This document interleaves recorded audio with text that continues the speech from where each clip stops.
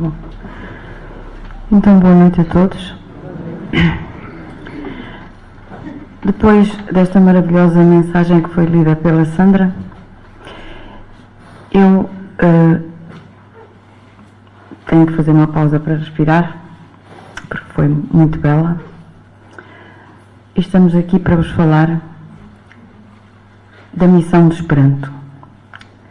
Não sei se já se debruçaram sobre o que é isto do Esperanto, ou se já vos suscitou dúvidas, ou se já sabiam o que era o Esperanto, ou o que é que suscitou na vossa cabeça.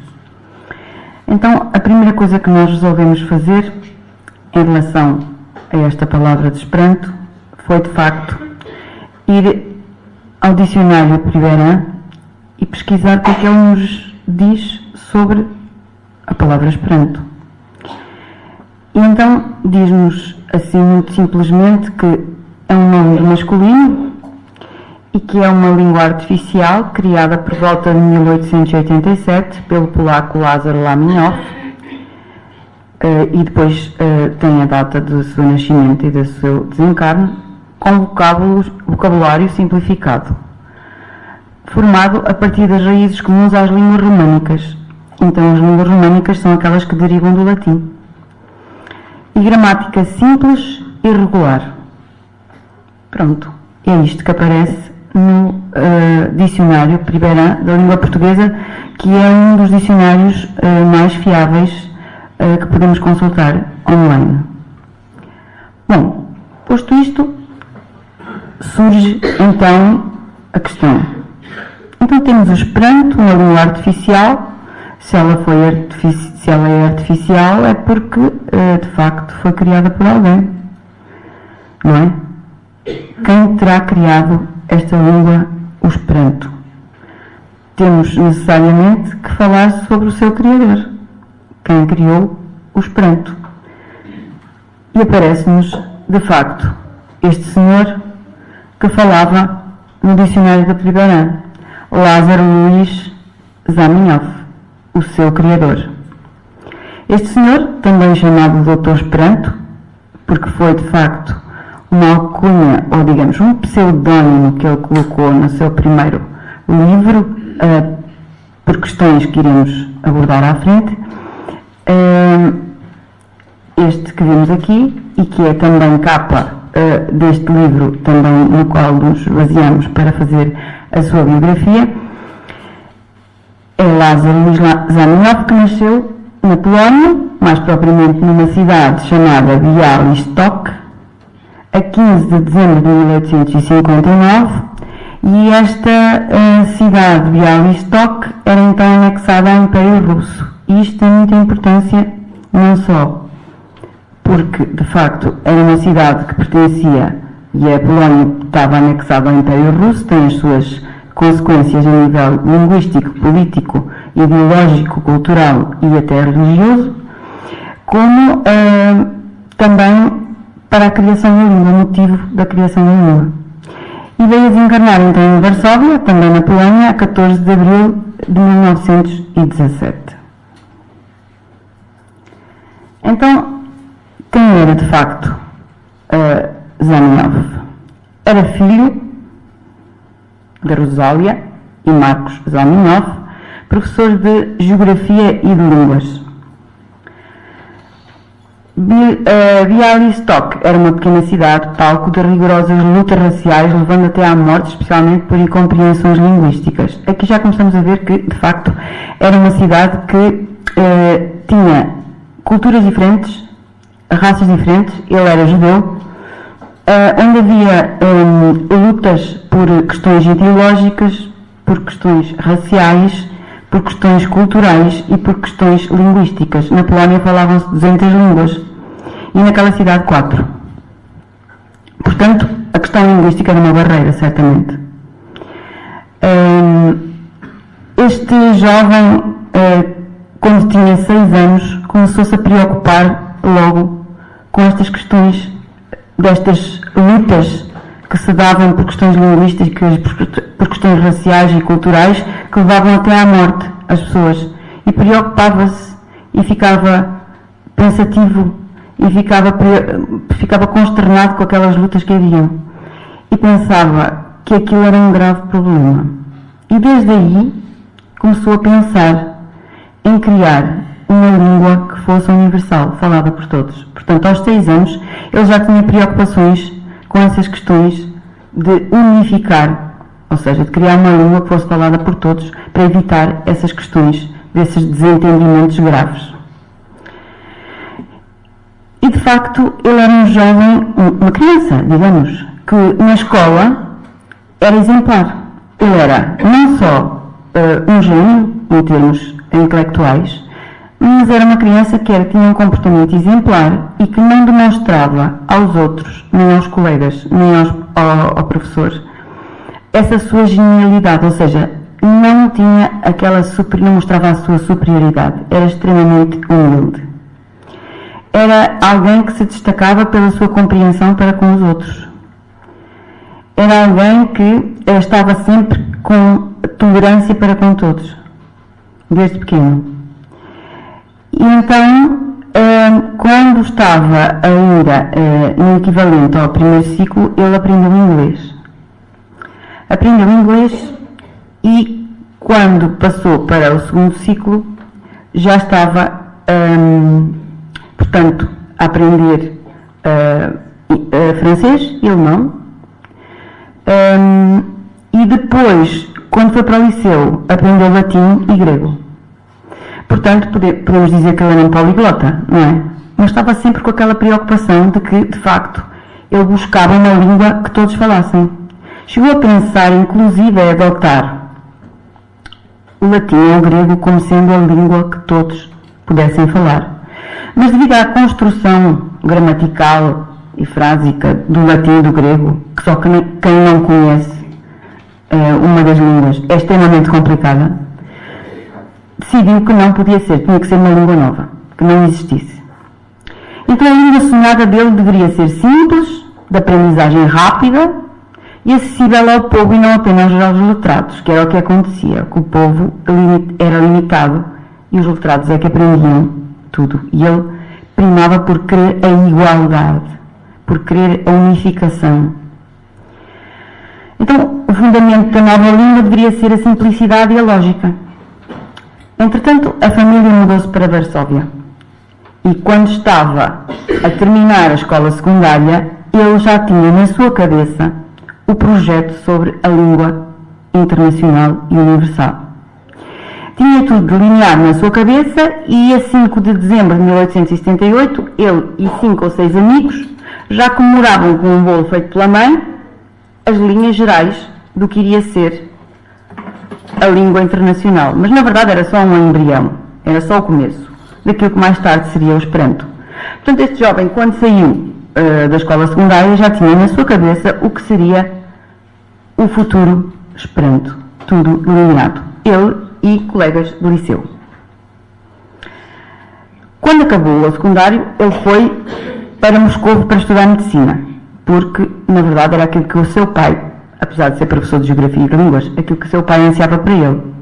E então, ele ia para Moscou estudar línguas. Mas o seu pai estava muito preocupado com aquele seu projeto de estar a criar uma língua universal, porque num país onde se falavam 200 línguas, onde havia culturas das mais variadas, raças variadas, religiões antagónicas e tinha nascido numa localidade onde se falavam 4 línguas, ter um filho que queria criar uma língua universal para unificar todos era um problema. Podia ser perseguido. Ele era judeu. Então, o que é que o pai fez? Fez-lhe prometer que, pelo menos durante o seu estudo universitário em Moscovo, ele abandonaria o projeto da língua universal. E ele lá teve que prometer ao pai que, sim senhor, que abandonaria esse projeto. Mas o abandonar era deixar o projeto com o pai e partir para Moscou para estudar medicina. E assim o fez. Só que foi para Moscou e, enquanto isso, o pai, em vez de guardar o projeto guardadinho na gaveta, queimou tudo. E quando ele, aos 22 anos, os pais não tiveram mais possibilidade de o sustentar em Moscou a estudar medicina, e ele fizeram-no regressar a Bialystok. Então, o que é que ele constatou? Que o seu pai tinha queimado todos os manuscritos.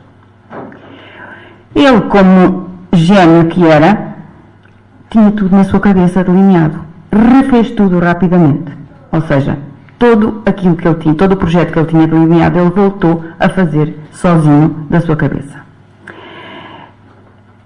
Só depois de vários experimentos exaustivos com comprovações minuciosas, estudos de gramática, vocabulário, é que ele considerou a sua obra pronta. Não foi assim de um ápice da sua cabeça. Ele comparou línguas, ele fez estudos gramaticais, etc. E só após isso é que considerou a sua obra pronta. Isto estava ele com 28 anos.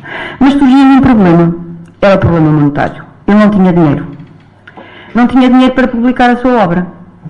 Pronto. Mas teve um salva-vidas. Ou seja, o seu futuro sogro patrocinou-lhe a publicação da sua primeira obra, que era uma gramática, que era esta Lingua Internacia, que foi totalmente patrocinada pelo seu futuro sogro.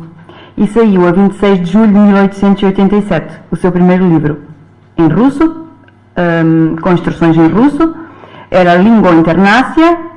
Então, com o seu pseudónimo que ele adotou, Doctoro Esperanto, para não ter problemas então mais graves, e que significava doutor que tem esperança. Tem esperança em quê? Num mundo unido, num mundo sem diferenças, num mundo em que as diferenças se esbatessem, se fossem as diferenças raciais, as diferenças culturais, as diferenças religiosas.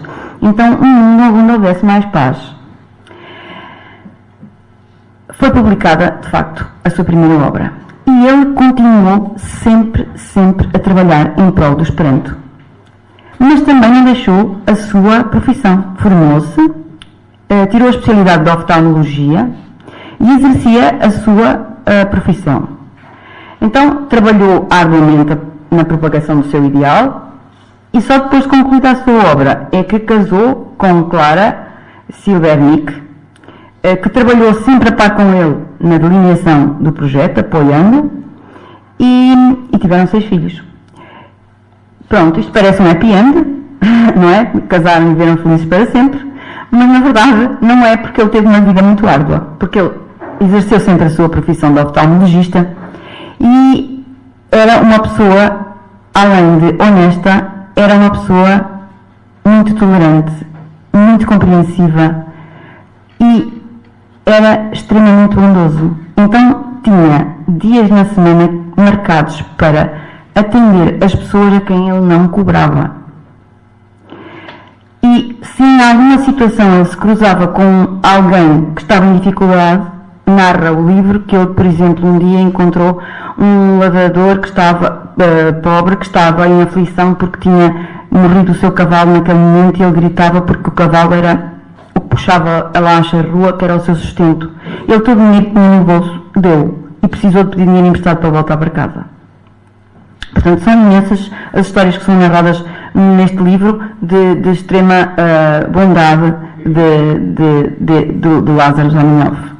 Portanto, ele não era só um médico, não era só o criador de uma nova língua universal, mas era um ser muito especial. Era um ser muito especial, e eu deixo aqui umas reticências, porque ele era um ser muito especial e encarnado, porque na verdade ele já tinha tido uma preparação no mundo espiritual. Ele já tinha sido preparado para, de facto, encarnar e ter esta missão. Mas isso não anula, de facto, o seu caráter e a sua missão, porque muitas vezes nós sabemos que há espíritos que no mundo espiritual são preparados para encarnar com uma determinada missão e, na verdade, depois, quando estamos presos neste invólucro que nos encerra aqui, é difícil fazer as escolhas, e o nosso livre-arbítrio, mesmo sendo preparados no mundo espiritual para vir com determinada missão, o nosso livre-arbítrio, por vezes, leva-nos a outras escolhas e não se cumprem as missões, não é? E o doutor Esperanto, não.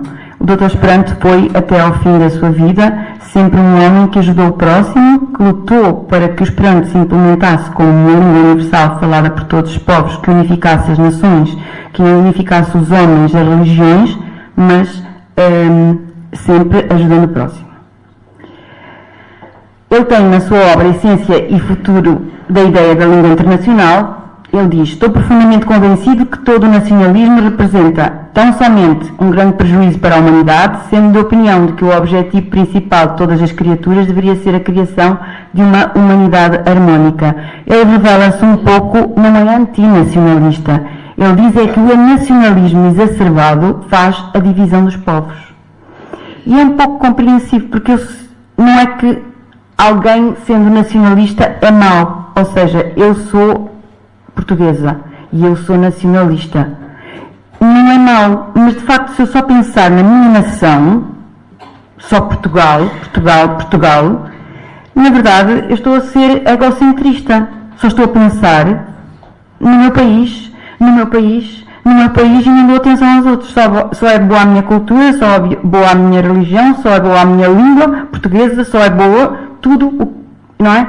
E não compartilho nada com os outros, nem sequer dou abertura a que as outras nações, as outras culturas, as outras línguas são de igual importância. E, portanto, aquela fraternidade deixa de existir com o nacionalismo exacerbado. E era isso que ele queria que se esvaísse, quer dizer, que ficasse mais diluído. É quando ele refere que o nacionalismo é um pouco mau. Zamenhof acreditava que as barreiras linguísticas deveriam ser rompidas e que isto favorecia um encontro fraterno de toda a humanidade. Ou seja, se nós todos falássemos a mesma língua, com certeza que, e eu sou suspeita, porque eu sou de línguas e falo mais que uma língua, mas, na verdade, se todos falássemos a mesma língua, nós íamos para qualquer país ou encontrarmos qualquer pessoa de outra nacionalidade e rapidamente estabelecíamos comunicação. Não havia barreira linguística. Ora, não havendo barreira linguística, a partir daí outras barreiras se iam desvanecendo, certo? Porque, podendo comunicar verbalmente com todos, podíamos trocar ideias mais facilmente. Podíamos saber as opiniões dos outros mais facilmente. O otimista projeto de Zamenhof tinha em vista a aproximação dos mais diversos agrupamentos humanos para uma vida em harmonia, como uma fraternidade, superando as dificuldades das guerras, as querelas religiosas, os entraves linguísticos e as diferenças nacionais, os muros entre os povos. Então o objetivo da língua internacional era fazer cair os muros. Os muros de quê? Fazer cair as guerras, fazer cair as diferenças religiosas, fazer cair os entraves linguísticos e, no fundo, as diferenças de qualquer tipo, seja de cor, raça, língua, cultura, religião. O nosso querido e amado Francisco Cândido Xavier também tem uma obra em que nos fala exatamente do Esperanto como revelação. E diz-nos que o problema da comunicação não é só um problema de nós encarnados. No mundo espiritual também há problemas de comunicação, ou seja, na verdade,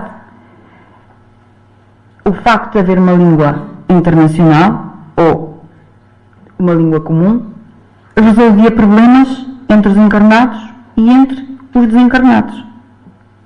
Porque nós, quando desencarnamos, não ficamos... Estou a mexer aqui nisto, desculpa, sem querer. Nós, quando desencarnamos, não começamos a comunicar-nos maravilhosamente se no plano terreno não nos comunicávamos. Então ele diz-nos que na esfera imediata à moradia humana, ou seja, no mundo espiritual, porém, o problema da linguagem é daqueles que mais nos afligem o senso íntimo. Ainda aqui, aos milhões, não obstante se nos descerrem horizontes renovadores, achamos-nos separados pela barreira linguística. O que é que ele nos quer dizer com isto? Quer-nos dizer que, apesar de nos vermos livres do nosso invólucro material, não é? Também temos barreiras linguísticas no mundo espiritual. E então, devo-vos dizer que o Esperanto foi criado, como vos vou dizer já mais à frente, já estou a destapar um pouco o segredo, foi criado primeiramente no mundo espiritual e só depois no plano terreno. Porque o problema colocava-se no mundo espiritual primeiro.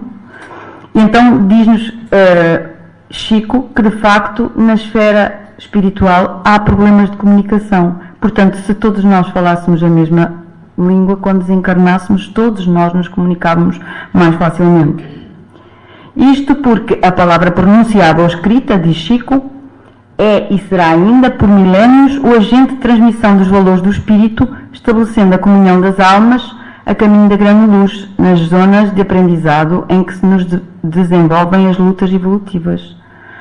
Quer dizer que a palavra, seja ela escrita ou falada, ainda é muito importante para a nossa evolução. E nas zonas de aprendizado é ainda necessária a palavra. Nós não somos espíritos evoluídos que nos comuniquemos somente através do pensamento.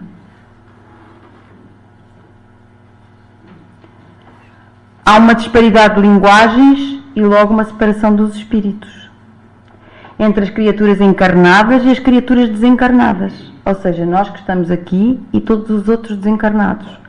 Apesar da reflexão mental inconteste, claro, o pensamento, a linguagem é veículo ao plasma criador do pensamento. É através da verbalização que também criamos pensamentos e vice-versa, estendendo ou enquistando conforme o raio da ação em que se demarca. As conquistas de um povo estão desse modo encerradas com ele, em seu mundo idiomático, retardando-se indefinitivamente a permuta providencial que faria das nações mais cultas mentoras diretas das que respiram na retaguarda. Ou seja, se todos tivéssemos a mesma língua, as nações mais evoluídas poderiam mais facilmente ajudar as menos desenvolvidas. Mas assim fica mais difícil. Há o empecilho, o impedimento da comunicação. E no mundo espiritual passa-se exatamente da mesma coisa.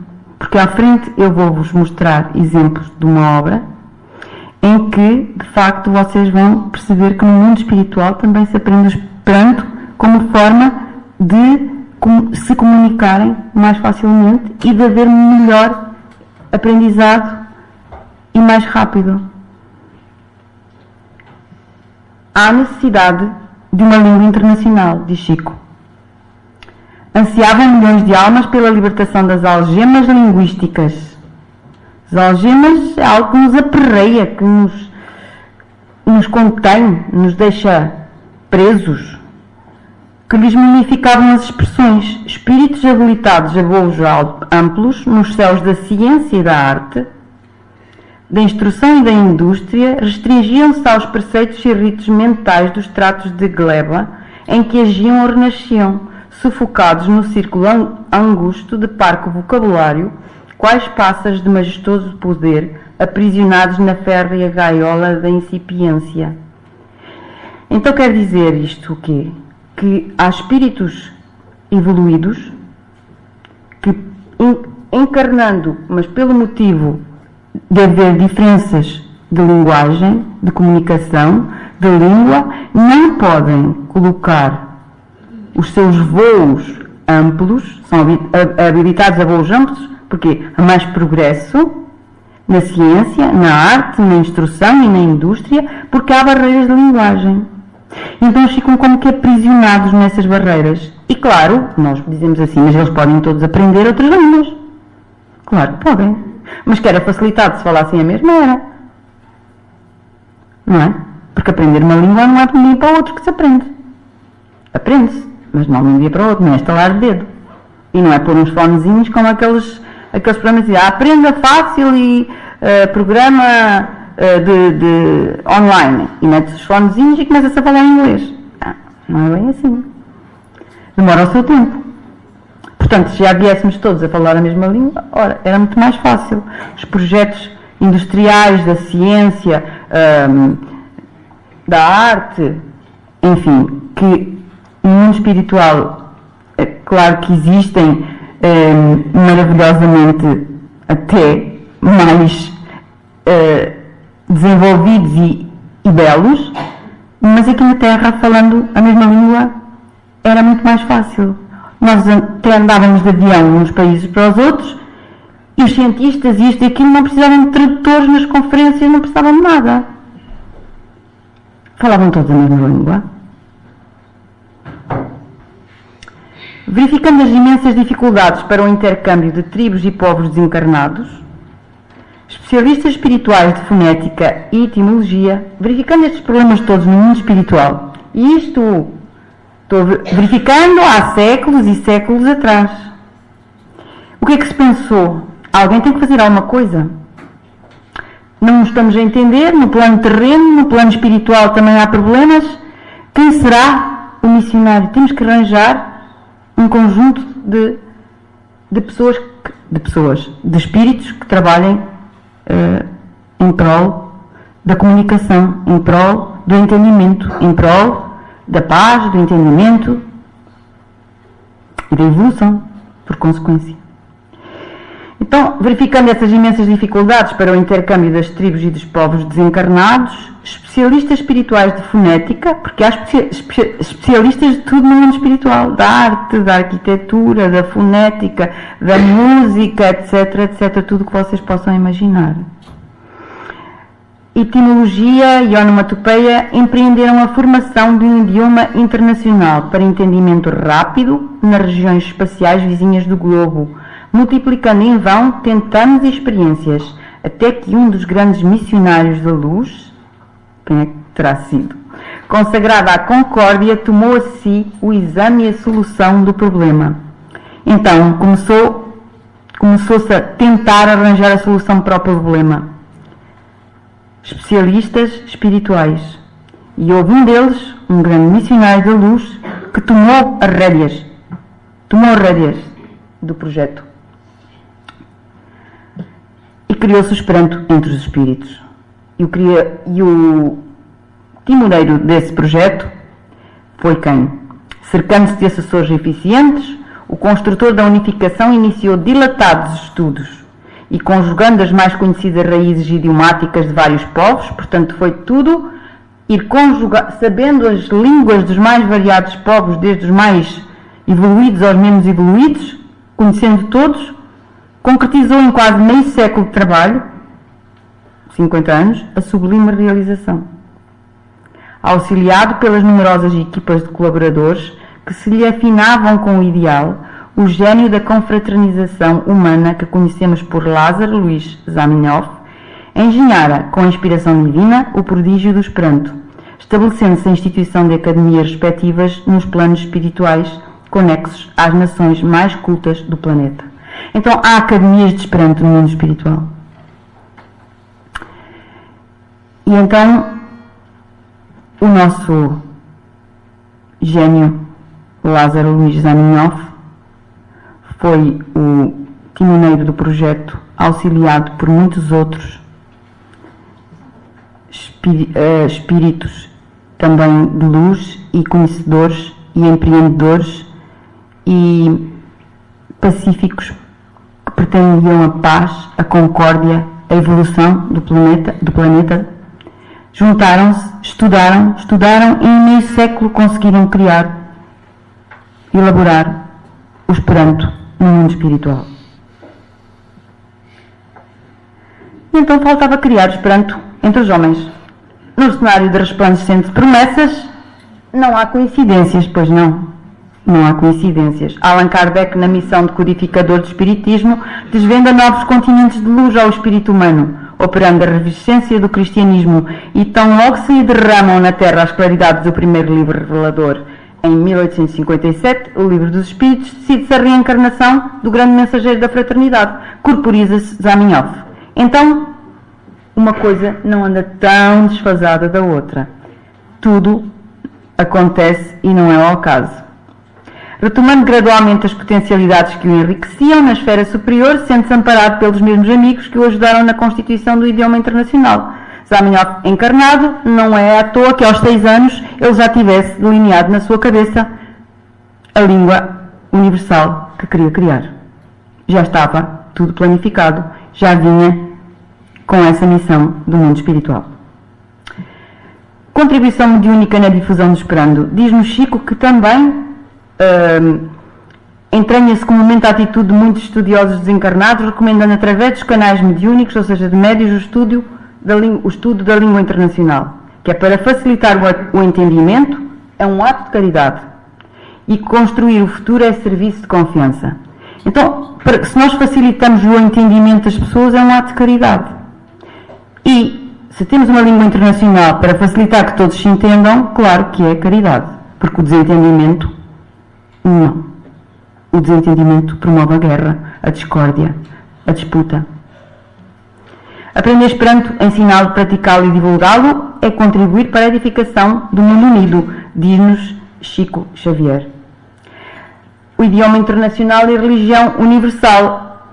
Chico, nesta obra do Esperanto como revelação, diz-nos que, independentemente da sintonia dos nossos irmãos, sejam católicos, reformistas, ortodoxos, israelitas, ele enumera aqui uma série de correntes de pensamento, quaisquer sejam as convicções, as correntes, os níveis, diz que as fontes desaguam invariavelmente no mar, alcançam sempre o oceano da realidade imutável, ou seja, Deus é um só. Chamemos-lhe nós Alá, chamemos-lhe nós o que chamamos, certo? Portanto, se nós falarmos uma língua universal e nos entendermos, nós chegamos à conclusão que todos nós temos fé e que temos fé em Deus e que não precisamos de andar à luta, à guerra, a matar-nos uns aos outros, porque lhe chamamos Buda, porque lhe chamamos Maomé, porque lhe chamamos Jesus não, Deus, ou porque lhe chamamos, sei lá, muitos nomes diferentes. Em todos os casos o mesmo. Mas só que nós não nos entendemos, nem falamos a mesma língua e puxamos uns para cada lado. Mas na verdade, ele diz que as fontes desaguam no mar e depois no oceano e etc. Ou seja, as verdades são as mesmas, têm outros nomes consoante as culturas das pessoas. Mas se as culturas só se desvanecem se nós falarmos a mesma língua e se nos entendermos, se dialogarmos. E para dialogarmos, temos que falar. E para falar, se falarmos de línguas diferentes, é capaz de ser um bocadinho mais difícil de nos entendermos. Objetivos do Esperanto. Estreitar os povos, semear a compreensão, preparar a concórdia, espalhar a solidariedade humana, reunir as criaturas, aclarar o caminho das nações, nutrir os ideais de fraternidade universal, traçar rumos novos à evolução da Terra e organizar a paz do terceiro milénio.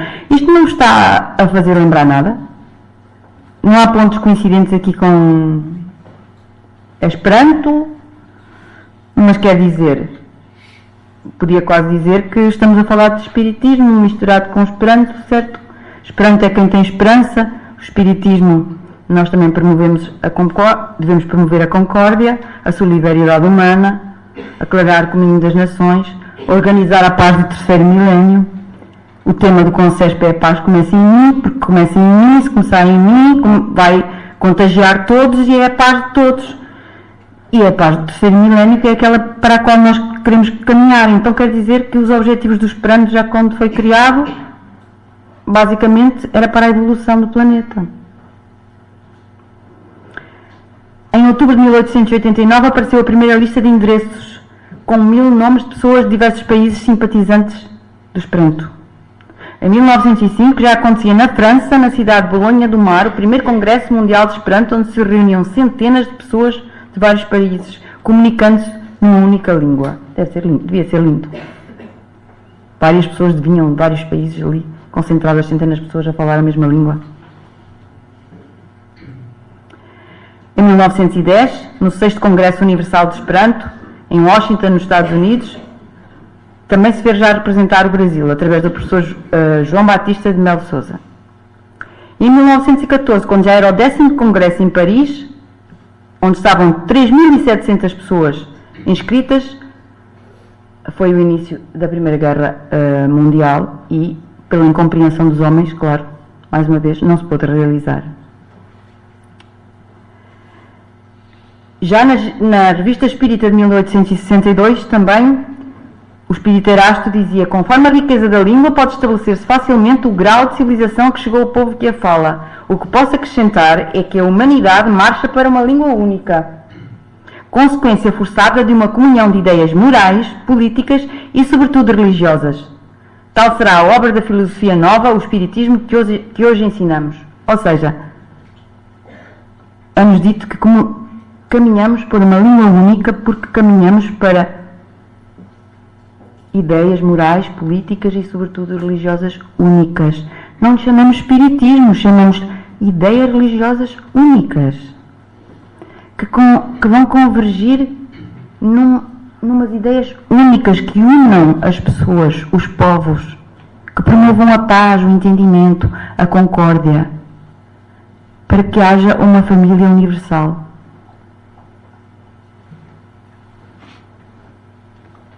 E, de facto, o Esperanto aparecem algumas obras, bastantes. Eu não vou mencionar todas, mas, por exemplo, em Memórias do Suicida, o Espírito Camilo, que esteve uns 40 anos para reencarnar, porque reencarnar é difícil. É difícil porque há muitos espíritos agora em fila, segundo nós sabemos, para reencarnar, porque não há vaga. E é difícil porque nós sabemos que andamos cá e temos provas e que isto às vezes não é fácil, não é? Mas o Espírito Camilo estava um bocadinho remitente para reencarnar, digo-vos eu, depois de ler as Memórias do Suicida. Aconselho-vos a ler porque é um livro excelente. Não leiam à noite, mas leiam durante o dia. Não é, Isabel? Já fizeste uma palestra sobre o livro.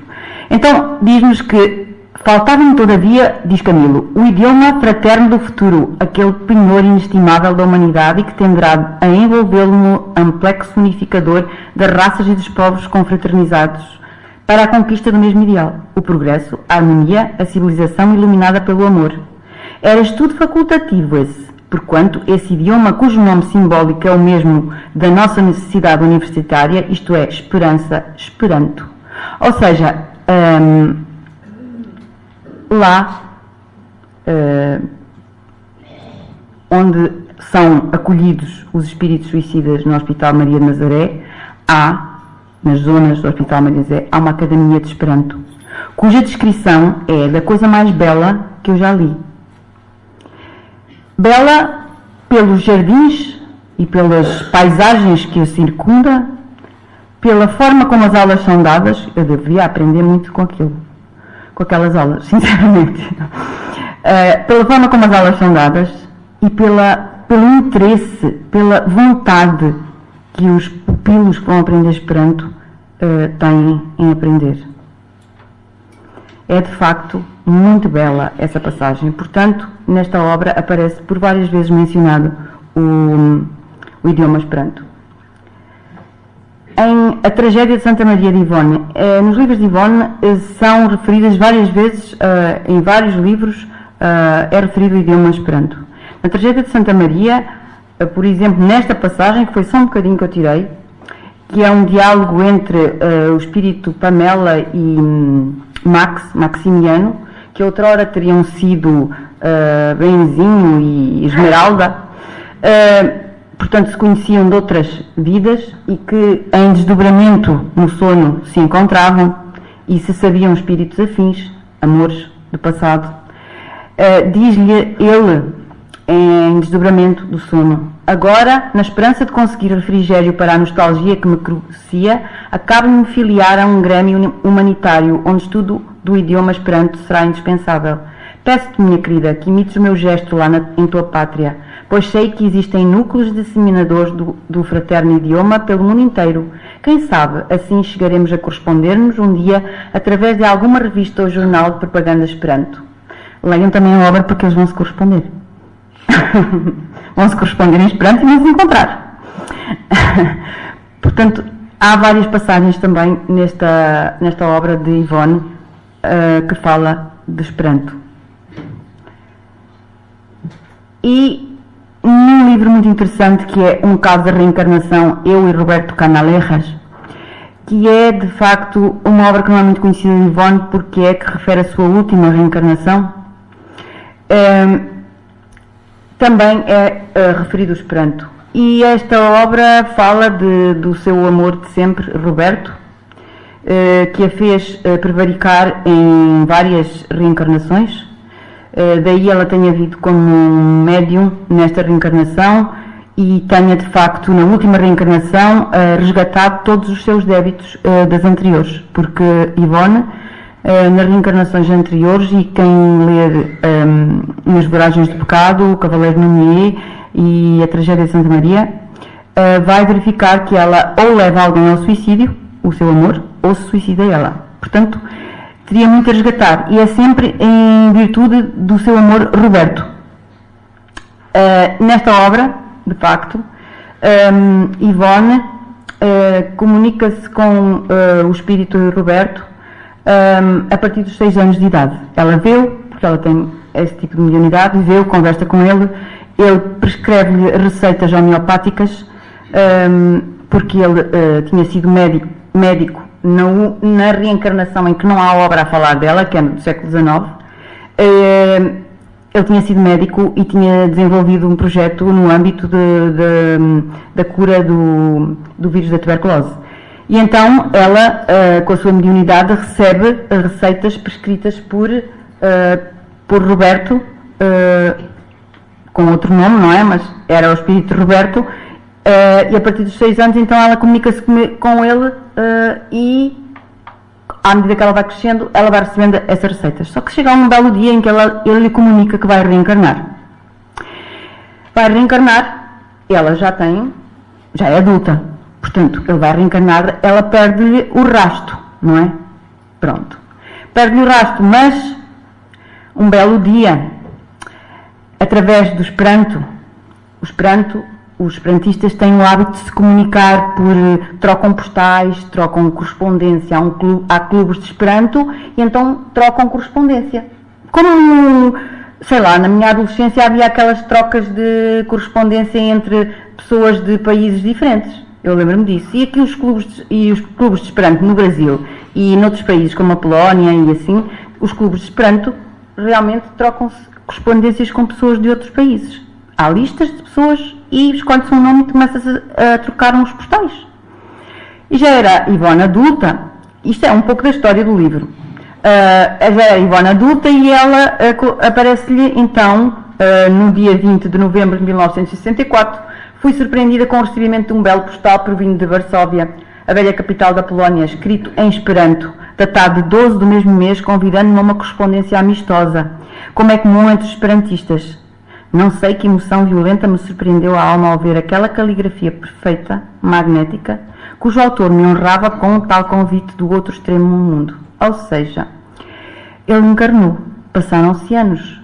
Ivone tinha uma certa idade, já era, não digamos que era velha, mas era uma senhora já adulta com uma certa idade. E descobriu através deste postal que o seu amor, Roberto, estava reencarnado na Polónia. E pronto, trocam correspondência em Esperanto. O resto não vou dizer, quem quiser que eu leia o livro, só explicar a curiosidade. Então, o Esperanto é uma língua viva, é falada por muita gente. O Esperanto é uma língua viva, cerca de 2 milhões de pessoas falam Esperanto em 115 países. No mundo existem mais de 6 mil línguas e o Esperanto está entre as 300 línguas mais faladas. Estavam à espera desta? Não, eu não.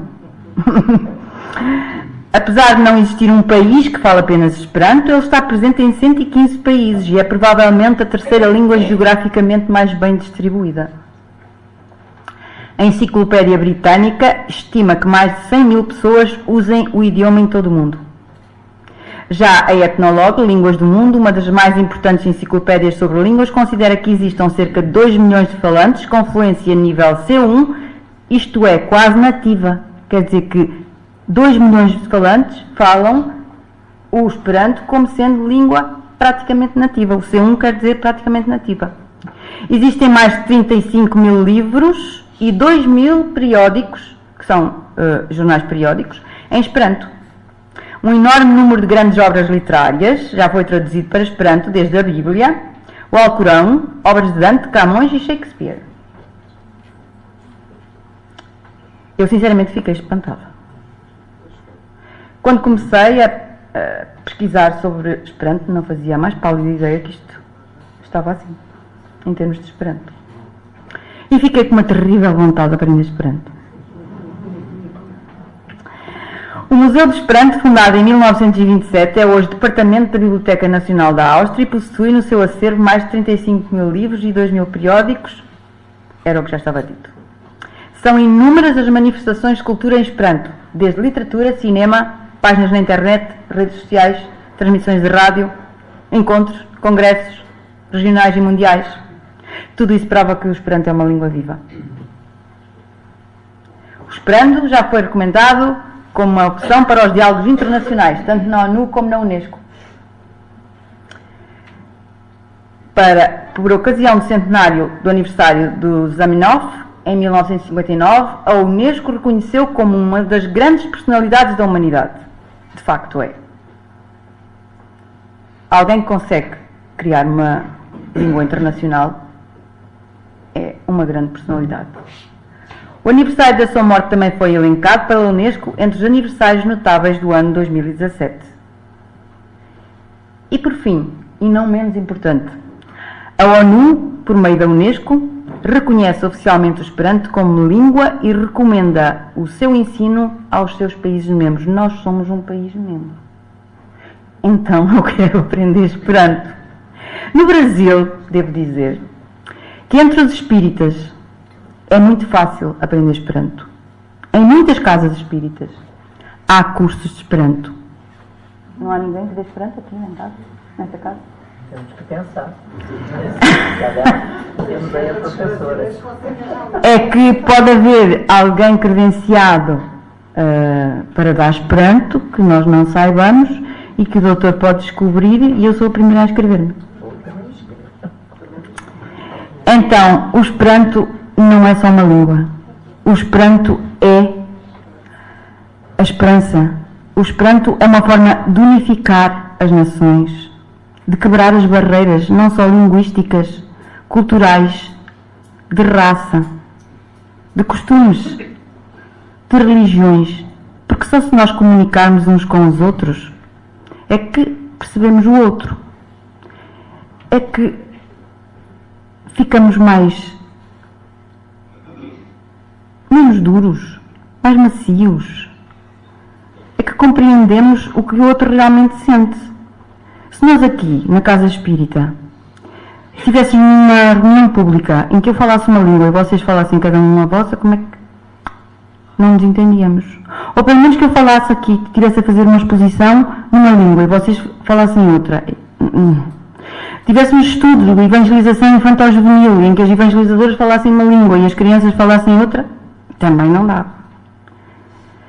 Então quer dizer, se o mundo inteiro falar uma língua, é possível que os líderes políticos se entendam até melhor. Não precisam de tradutores, porque na tradução falta sempre qualquer coisinha. Há qualquer coisa que não corresponde, porque há expressões idiomáticas, e as expressões idiomáticas às vezes não são bem traduzidas. E então não passa a emoção. Basta ver que saudade não existe. O próprio Zamenhof introduziu a palavra saudade porque o brasileiro que foi ao terceiro congresso lhe disse: tu não tens lá a palavra saudade. E ele introduziu a palavra saudade no Esperanto. E nós não temos a tradução da palavra saudade para mais nenhuma língua, a não ser o português, seja português de Spalop, português do Brasil ou português de Portugal. Os outros têm I miss you, isto, aquilo, tal, mas não é saudade. Portanto, nas traduções perde-se muita coisa. Daí que não me admira nada que nos líderes políticos, já vou acabar, nos líderes políticos e tudo mais, quando se reúnem aquelas grandes potências, eles falam, mas se um arranha a língua, mete-se um tradutor pelo meio, pronto, já pode estar tudo estragado. Nas religiões é a mesma coisa. Ficam todos muito mais congelados, muito mais na sua ideia. Porque não entendo, ele fala outra coisa, sei lá o que é que ele está a dizer, até pode estar a falar de mim. É ou não é? Desconfiança. Eu acho, de facto, nós pensamos, ao fazer essa reflexão, que o Zamenhof e toda a equipa espiritual que o preparou durante 50 anos não foi em vão. Era, de facto, um projeto de paz, de concórdia, de esperança, para que o planeta evoluísse e todos nós caminhássemos para uma família universal. E a família esforça-se por se entender, por falar a mesma língua no fundo. E é isso que nós devemos tentar, seja através do esperanto, seja através de outros esforços que tentemos compreender o outro. Mas, na verdade, devo-vos confessar que fiquei fã do esperanto, aliado à doutrina espírita, que um dia será uma doutrina universal, como uma língua universal também. Obrigada por me terem ouvido.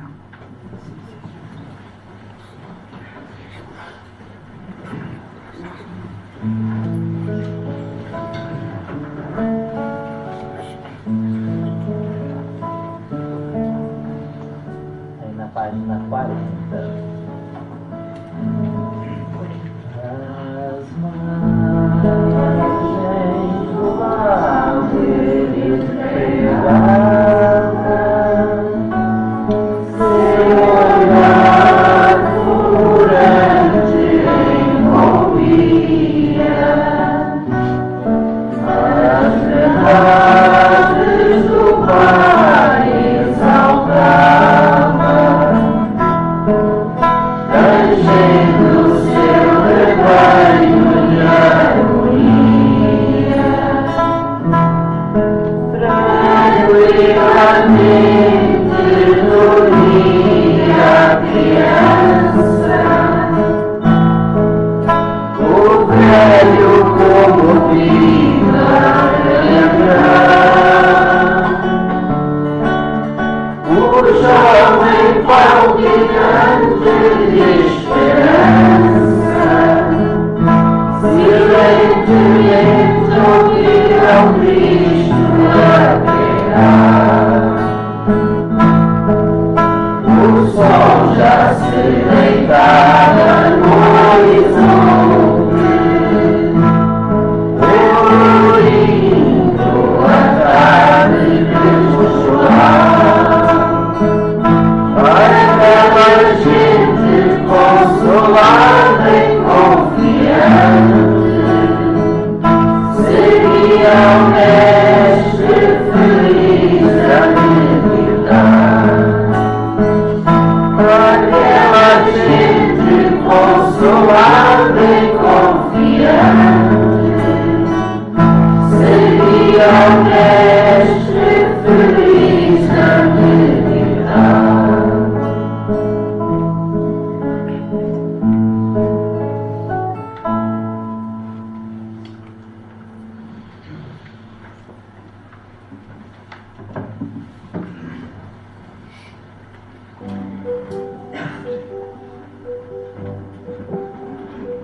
Vamos orar, mergulhados que nos sentimos nessa psicosfera de renovação e paz, de alegria e saúde espiritual.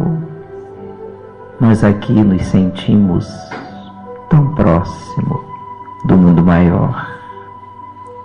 Querido amigo Jesus, nosso roteiro, nosso pastor, Senhor das nossas vidas,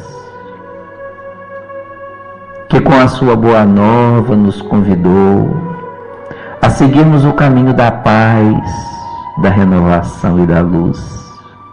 Nós aqui estamos, Senhor, apresentando-nos como se apresentam os homens e as mulheres da terra, portadores das suas lutas, das suas dificuldades, naturalmente das suas aflições.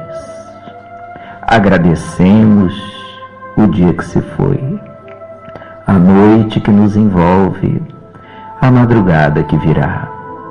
Agradecemos pelo trabalho, pelo pão, pela família, pelo teto, pelo lar, por aqueles que nos sustentam vibratoriamente, por aqueles que cuidam de nós ou de quem nós cuidamos, por aqueles que nos amparam, que nos dirigem uma palavra nobre, que nos apontam o rumo da harmonia e da serenidade. Agradecemos-te também, Senhor, as nossas dificuldades, compreendendo que são caminhos, degraus naturais para a nossa elevação espiritual. E por isso te suplicamos que nos permita o entendimento necessário para não desistirmos no testemunho, nas provações, nas lutas. Oramos por nós para não tombarmos e oramos por aqueles a quem nós entendemos que precisam tanto do seu auxílio como a nós. Oramos, Senhor Jesus, pelos nossos seres amados, que não resistiram e viram-se arrastados pelo caminho tortuoso dos vícios, no campo da droga, do álcool, de tantos transtornos. Oramos, Senhor Jesus, por aqueles que padecem enfermidades do corpo e da alma, aqueles a quem amamos e vendo-os doentes sentimos-nos por vezes mais doentes do que eles próprios.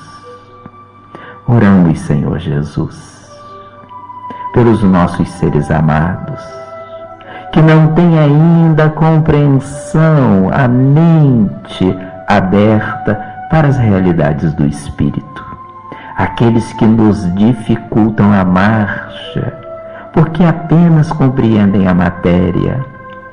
Oramos, Senhor Jesus, pelas nossas dificuldades pessoais, aquelas do campo material, mas sobretudo aquelas da nossa esfera espiritual, as lutas que travamos conosco mesmo e que queremos vencer porque estamos sedentos de paz.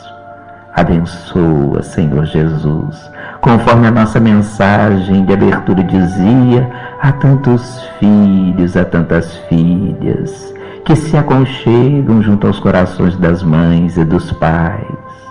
E abençoa também os nossos seres amados, que jamais se encontram mortos, mas apenas mudaram de morada, aqueles que agora respiram no mundo maior, aqueles que os seus corações batem de saudade por nós, como os nossos por eles. Abençoa-os, envolvendo na dimensão das estrelas, a fim de que a saudade seja atenuada, tanto em nós quanto neles, que possamos rogar o auxílio dos nossos familiares queridos, dos nossos anjos de guarda, aqueles que avançaram no caminho espiritual, que se encontram mais fortes e seguros e hoje se apresentam nos estendendo as mãos, dizendo, eu aqui estou, tem calma, conseguiremos tudo vencer. Abençoa, Senhor Jesus, as inúmeras criaturas da terra e do além, que aqui chegam nessa casa pedindo socorro, amparo, luz, esclarecimento. Abençoe a cada um deles, entregando a cada coração o lenitivo de esperança e de alegria para prosseguir na vida até o dia que o mundo maior nos chamar de volta ao mundo real, apresentando-nos cumpridores dos nossos deveres, responsáveis, iluminados, ditosos. Querido amigo Jesus, leve essa paz aqui aurida até o seio do nosso lar. Vivendo sozinho ou na companhia de um cão, vivendo com a casa repleta, estende esta alegria a outras almas, para que eles também vibrem como nós estamos vibrando. Guarda-nos sob a tua paz. Envolve-nos nesta noite, facultando-nos a alegria da fé e a certeza de que a vida prossegue hoje e sempre. Fica conosco, querido amigo Jesus.